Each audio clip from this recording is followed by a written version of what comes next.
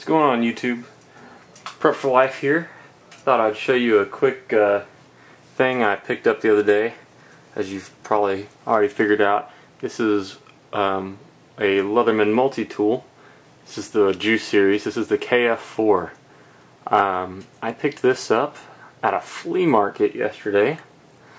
And you know, I was just walking through. I really don't like flea markets all that much, but I got dragged to one, and I was walking around, and they usually just sell a bunch of cheap knives, and as I'm looking at all the knives, I see this multi-tool, and I'm like, hey, Leatherman Juice. Looked at the price. They had it marked for $12.50. I said, hey, I'll give you 10 bucks. The guy said, sure. And I walked away with a $65 multi-tool for $10. So if you're unfamiliar, the KF4 is actually no longer made. It's part of their retired series. It has this awesome solar yellow, is what they call it. And they had another gray one, but the yellow one is the one that I've seen most often.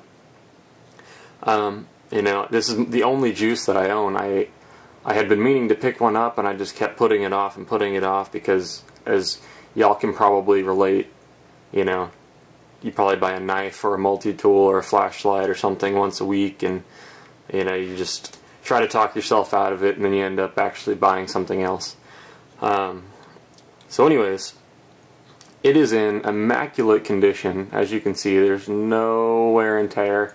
There's just the slightest, I can't remember where it is, oh yeah, just the slightest. You can see right next to that pivot point on the top that there's a little tiny ding in it. I mean, we're talking like minute. But other than that, this guy looks awesome. Now there was, it needed to be cleaned up a little bit on the blade. There was something on it, but I cleaned it up and sharpened it, and it looks awesome now. So I figured I'd show y'all exactly what it is. So let's zoom out a little bit here. So it's got, you know, your pliers. You know, your standard multi-tool, you know, standard Leatherman pliers. From what I've heard, this, you can tell that this is one of the early models of the KF4 because it says Leatherman USA.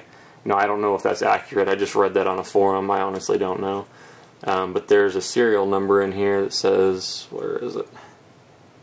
It says 70701. And it's inside on this skeletonized frame in here. So I don't know what that means. I haven't done a lot of research, and honestly I really don't care all that much. But anyways, got your pliers. They're in pretty good shape. I mean, they're still pretty solid.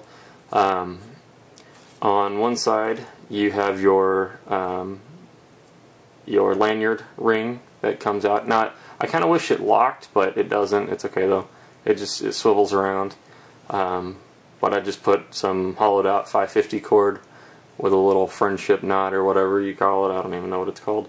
And then I put, then there's a Phillips on this side, which doesn't lock completely, but you can see on the back here. Let's get this guy closed a little bit.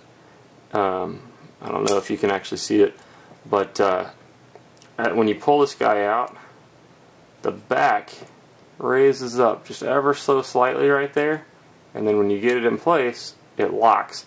And it's not amazing, but it locks pretty good. Good enough for an EDC tool. So that's a pretty handy little Phillips head in there. And actually, it's nice because it's full size. It's not just like it's not Leatherman's flat Phillips. It's the full size Phillips. So that's kind of cool. I have a tendency of stripping stuff out when I use the half size. On this side, you have 3 different sized flatheads.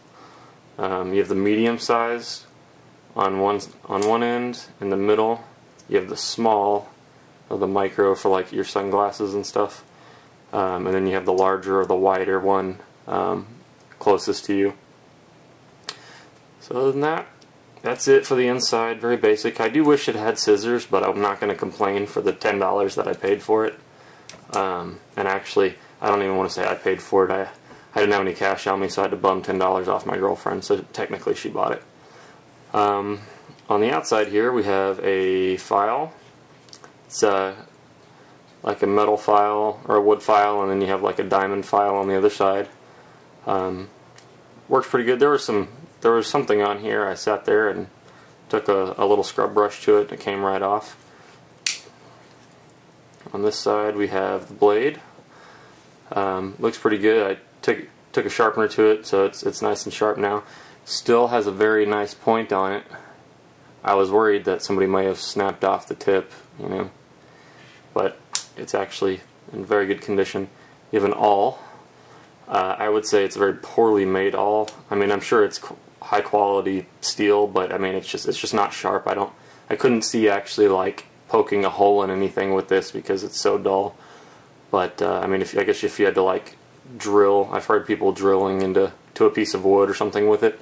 I think it would do a good job for that. In here, underneath the awl, which is kind of weird because you actually have to lift the awl up first and then access the wood saw and then put the awl back. So you do have a wood saw. Now you can't really tell on video, but the saw is actually just slightly wider at the base, and I didn't know why, and I watched a couple of videos, and one guy, I don't remember who it was, said that it's actually narrower on the top because as you're cutting through the wood, you don't have to there's less friction on the top. That way you don't get stuck and you kind of have to bend the wood to keep going. This actually keeps it from having like a friction lockup, which is actually a very good idea. People were worried, you know, people say, oh, it's so thin and it bends and blah blah blah. I mean, it's a freaking pocket knife. It's a multi-tool saw. I mean, you're not going to be building a house, you know, out of wood with a multi-tool saw. So, I mean, for what it does, I think it would do a great job, and it has very aggressive teeth on here, and actually they look almost identical to the Wave and the Super Tool 300 and all those other Leathermans that have the saws on them. So, it's I think it would do very good. I don't ever actually see myself using the saw, but I guess it's there if you need it. And then last but not least, you have the serrated blade. And actually, I'm looking forward to using this blade. As I've mentioned before, I'm an EMS, so I get to cut seat belts and other things with my knife.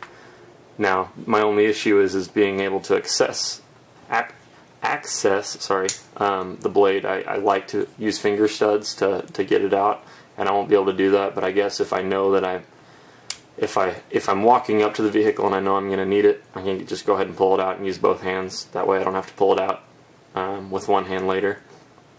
But it looks very nice, and it's nice and long, which would be great for EMS, sawing through a seat belt or something like that. So it looks handy. I haven't actually tested it out yet, but I have nothing but faith that this will do an excellent job.